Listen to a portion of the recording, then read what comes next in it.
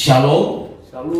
Selamat hari Minggu untuk kita semua. Dan hari Minggu ini adalah hari yang spesial bagi kita. Mengapa? Karena hari ini 2000-an tahun yang lalu Roh Kudus dicurahkan untuk gerejanya, untuk orang percaya. Kita menyebut itu dengan hari Pentakosta. Kita memperingati hari Pentakosta hari ini, hari ke-50 sesudah Yesus bangkit dari antara orang mati, atau hari ke-10 sesudah Yesus naik ke sorga. Dan saudara-saudara, itulah yang membuat saya dan saudara perlu mengerti dalam hidup ini, bahwa kita tidak pernah sendiri dalam hidup ini. Kita tidak pernah berjalan sendiri dalam hidup ini. Roh Kudus ada di hati saya dan saudara. Roh Kudus yang telah diberikan bagi saya dan saudara ketika kita percaya, itu yang akan menjadi penolong bagi kita. Itu yang akan menjadi parakletos bagi saya dan saudara, yang akan menuntun kita kepada seluruh kebenaran. Saudara-saudara, saya mau sampaikan begini. Setiap orang yang telah percaya kepada Yesus, menerima Dia sebagai Tuhan dan Juru Selamat pribadinya, maka dia punya Roh Kudus. Amin. Setiap saya dan saudara yang telah percaya Yesus, kita punya Roh Kudus.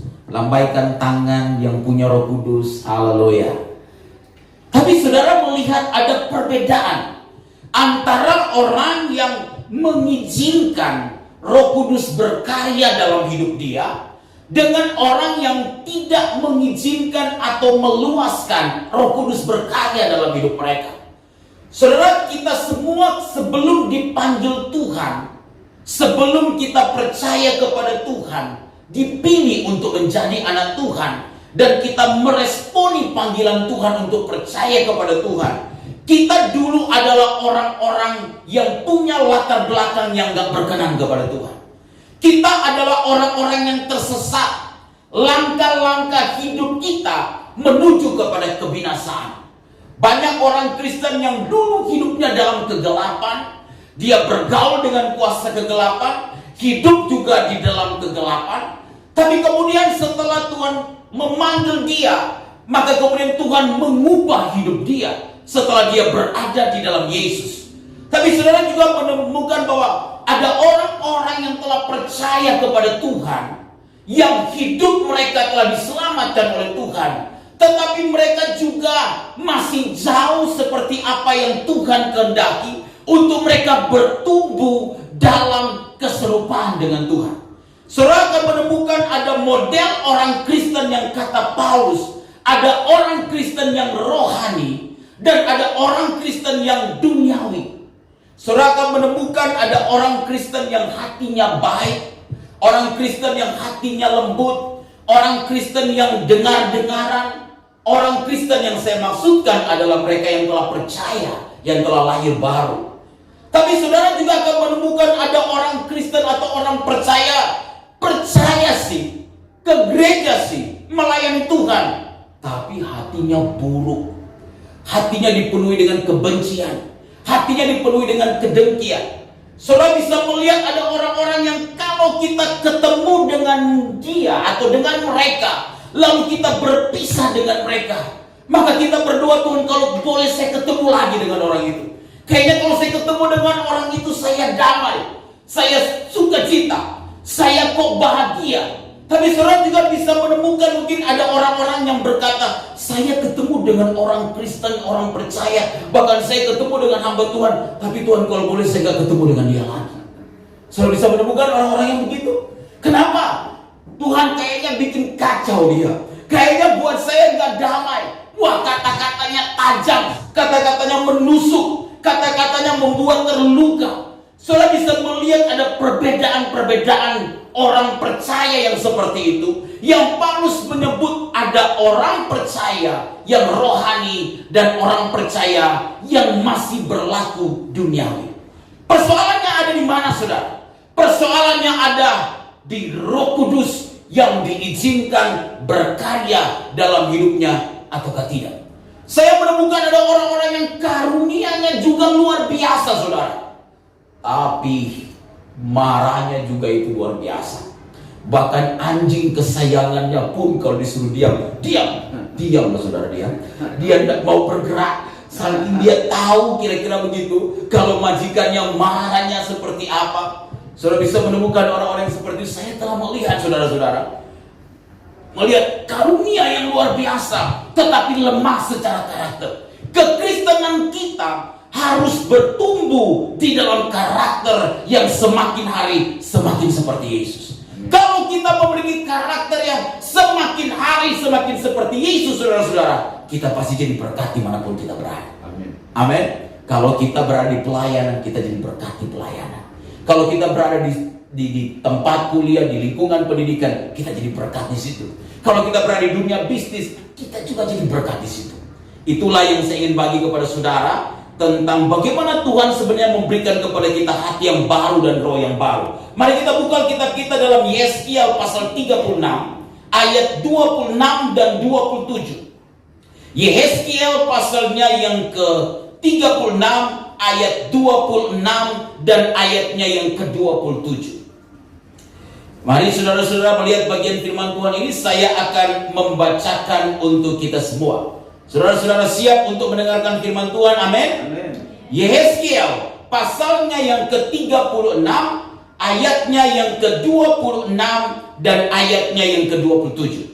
Alkitab berkata demikian, kamu akan kuberikan hati yang baru dan roh yang baru di dalam batinmu, dan aku akan menjauhkan dari tubuhmu hati yang keras, dan kuberikan kepadamu hati yang taat. Rohku akan kuberikan diam di dalam batinmu, dan aku akan membuat kamu hidup menurut segala ketetapanku, dan tetap berpegang pada peraturan-peraturanku dan melakukannya. Saudara-saudara, ini adalah nubuat dari Nabi Yeskiel kepada orang Israel bahwa ada satu ketika nanti, ada suatu saat nanti di mana orang-orang Israel, mereka akan diberikan roh Tuhan kepada mereka untuk berdiam di dalam diri mereka. Roh Allah akan diberikan kepada mereka untuk berdiam di dalam diri mereka. Saudara-saudara, Roh Kudus adalah pribadi ketiga dari Allah Tritunggal yang telah berkarya sejak Perjanjian Lama, Perjanjian Baru, dan juga sampai saat ini kepada orang-orang yang percaya khususnya. Saudara tahu, ada perbedaan memang kita yang hidup di zaman ini dengan orang-orang Israel yang hidup di zaman Perjanjian Lama. Roh Kudus berkarya di zaman Perjanjian Lama, tetapi tidak mendiami mereka.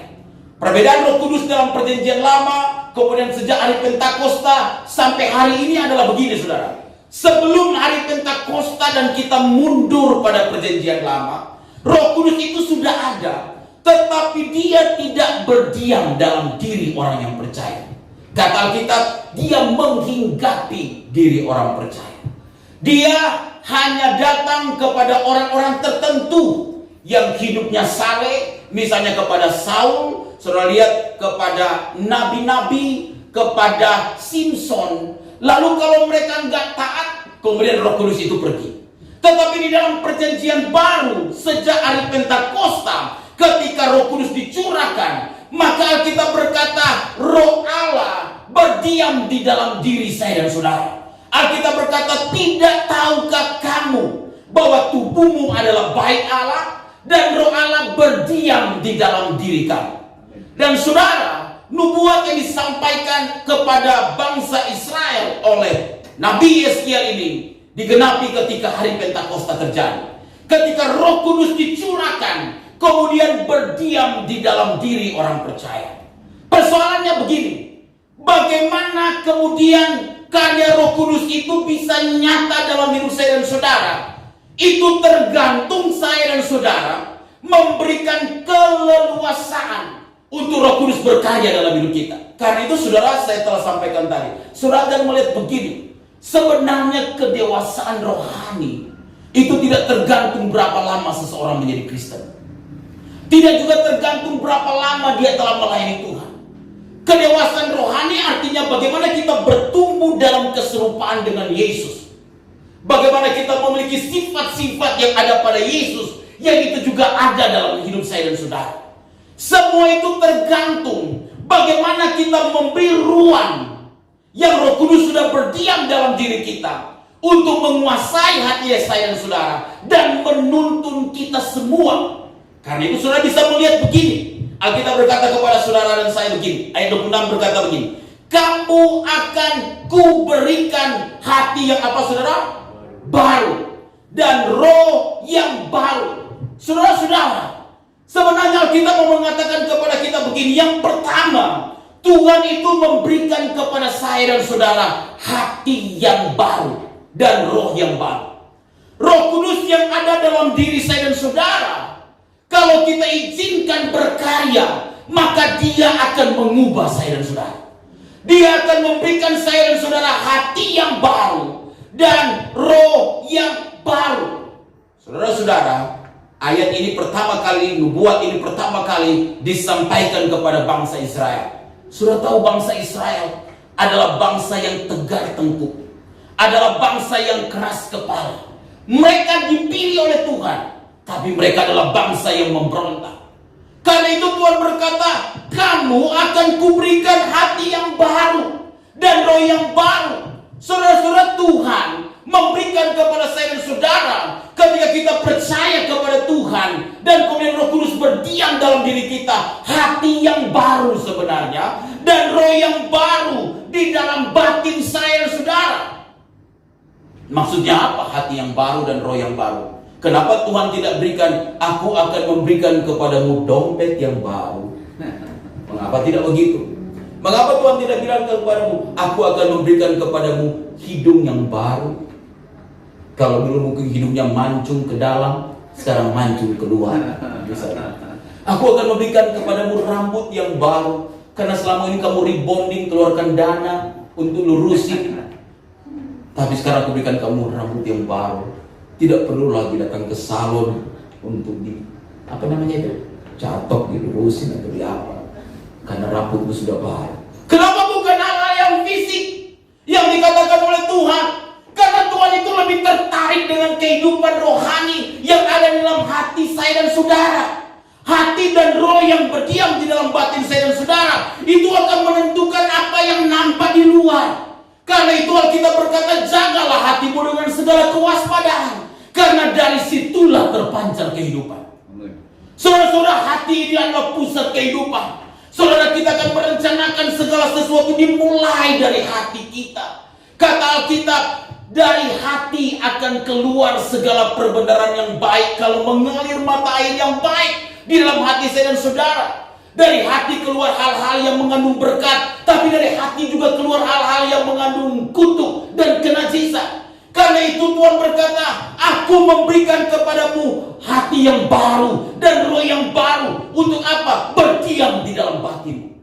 Sekarang persoalannya, sejauh mana hati yang baru dan roh yang baru itu kita melihat itu nyata di dalam hati saya dan saudara, di dalam hidup saya dan saudara. Saudara, hati yang baru yang Alkitab katakan di sini itu merujuk kepada hati yang kudus, hati yang sudah disucikan oleh Tuhan. Roh yang baru merujuk kepada roh yang telah dikuduskan, yang telah disucikan oleh Tuhan. Jadi bukan berarti Tuhan berkata, aku akan berikan kepadamu hati yang baru, pergilah ke dokter dan transplantasilah hatimu.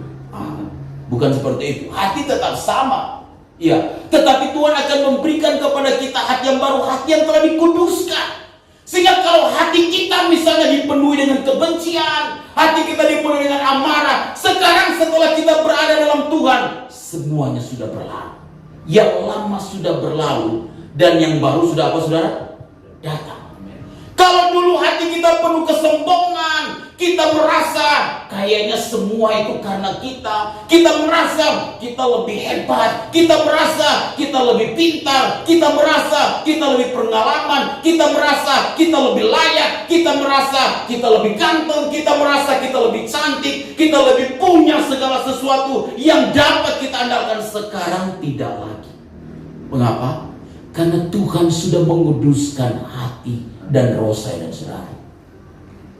Tapi saudara akan menemukan begini, ternyata tidak semua bertumbuh di dalam kedewasaan seperti yang saya katakan tadi. Mengapa saudara-saudara? Karena kita tidak memberikan kesempatan untuk Roh Kudus mengubah saya dan saudara. Karena itu yang kedua kita berkata begini kepada saya dan saudara, aku akan menjauhkan dari tubuhmu hati yang apa? Keras.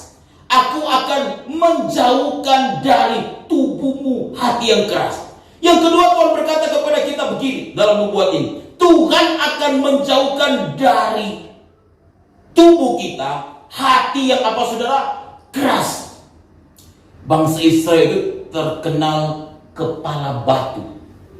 Mungkin kalau kita tambah, boleh nggak dengan kepala angin? Boleh juga mungkin. Kalau dengan kepala sekopong mungkin bisa juga. Kalau seperti orang-orang nggak nanti kepala, memang kepala sekopong. Saya juga nggak tahu maksudnya apa. Itu zaman dulu orang tua sudah bilang gitu. Maksudnya itu keras sekali, nggak bisa diatur. Iya, masuk telinga kiri, keluar telinga kanan. Saudara-saudara, Israel modelnya begitu. Nah, Tuhan berikan kepada mereka hati yang baru dan roh yang baru. Lalu kata kita, Tuhan akan menjauhkan dari mereka hati yang keras. Hati yang keras Tuhan akan jauhkan dari mereka. Saudara-saudara, kalau Tuhan berkarya dalam hidup kita, pertanyaannya, mampukah Tuhan mengubah kita dalam sekejap? Mampu harusnya. Kelahiran baru itu adalah perubahan sekejap yang Tuhan berikan kepada kita lewat hati yang baru dan roh yang baru. Tapi karakter itu tidak bisa ternyata. Karakter itu adalah sebuah perjuangan kita untuk bertumbuh ke arah keserupaan dengan Yesus. Saudara bisa menemukan kalau misalnya begini ya, ada kalanya kita nggak sabar, ya. Bisa nggak Tuhan mengubah kita dari ketidaksabaran menjadi sabar dalam sekejap? Bisa saja. Tapi persoalan kan kita bukan robot yang bisa di-setel dan setel tahu kadang-kala. Yang model robot zaman sekarang, maksudnya dia bisa di-setel, lalu dia di-setel tahu melakukan semuanya, maksudnya begitu.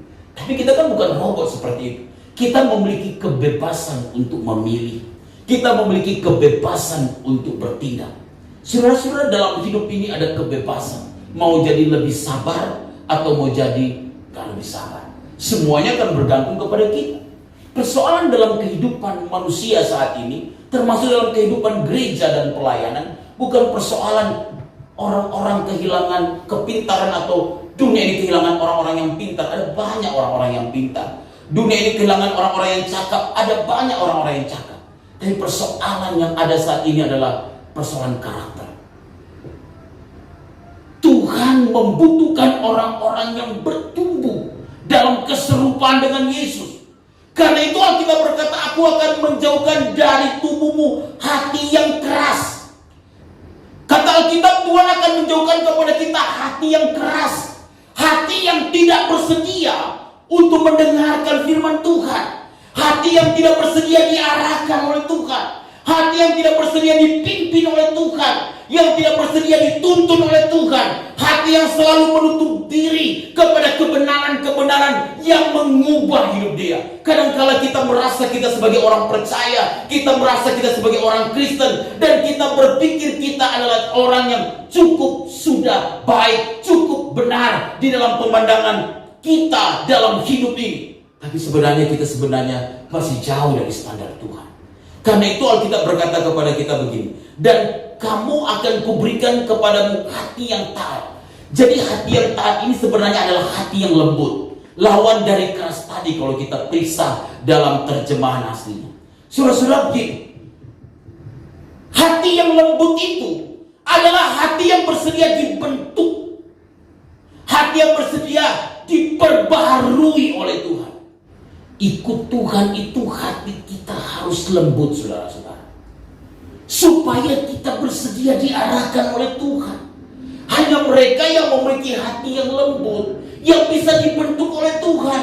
Roh Kudus yang sudah dicurahkan 2000 tahun yang lalu bagi saya dan saudara, bagi gereja Tuhan, dalam peristiwa Pentakosta yang diberikan kepada saya dan saudara ketika kita percaya dan ada berdiam dalam diri kita, hanya bisa berkarya bagi saya dan saudara kalau hati kita menjadi lembut, kalau hati kita terbuka, kita mengizinkan diarahkan, kita ikut saja apa mau Tuhan, kita ikut saja tuntunan Tuhan. Dan kalau kita berjalan dengan apa yang menjadi mau Tuhan, apa yang menjadi tuntunan Tuhan dalam hidup saya dan saudara, maka saya percaya kalau Tuhan yang atur kita, saudara-saudara, maka saya percaya Tuhan pasti mengatur dengan lebih baik. Kalau Tuhan menuntun kita, maka arahnya, hasilnya selalu akan mendatangkan kebaikan. Tapi saudara bisa perhatikan, semua yang kita pikir baik, semua yang kita rencanakan baik, semua yang kita harapkan itu baik, lalu kita tidak mengizinkan Tuhan hadir di situ, Tuhan tuntun di situ, Tuhan mengarahkan, kita berpikir semua oke, menurut apa yang kita pandang baik. Seringkali itu yang membuat kita gagal dalam hidup ini.